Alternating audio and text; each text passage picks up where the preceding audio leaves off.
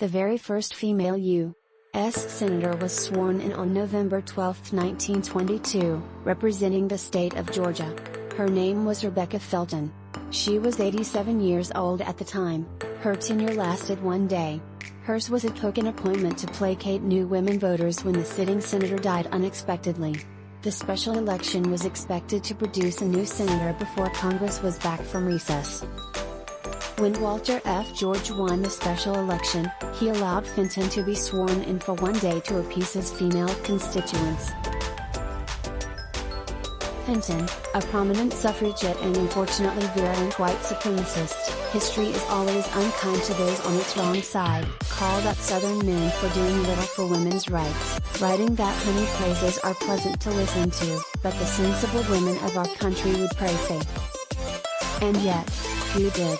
Even in the 1970s, 50 years later, married women in the United States could not universally open bank accounts or apply for credit cards without first procuring their husband's permission. And women couldn't obtain a loan without a male cosigner. Between the years 1971 to 1976, Ruth Bader Ginsburg argued a number of cases that empowered women's rights under the Equal Protection Clause of the Constitution that set precedents for women's financial freedoms today.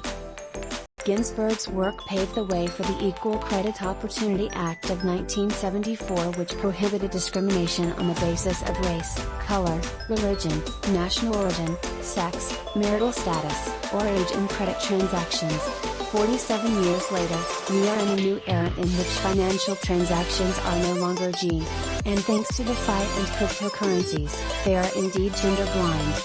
Decentralized finance, or Defi, removes the central service, such as a bank or exchange, that exercises control over the entire system. Regulation is often lacking, but so is discrimination. We live in an era in which gender equality should be the norm, not male-dominated nor female-overprotected, says Nimbus CEO Alex Lemberg. The financial world doesn't simply transfer assets to those with a good business idea, as it should.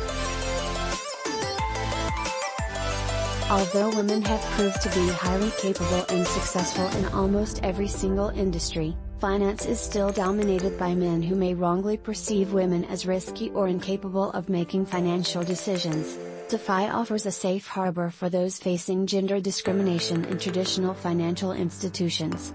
The fact that blockchain technology does not discriminate is one of the most positive transformations in financial systems worldwide, adds Lauretta Otoo of CQ Legal and Consulting. The problem is that there are far fewer women than men taking advantage of the opportunity in Defi. Men are twice as likely as women to hold crypto.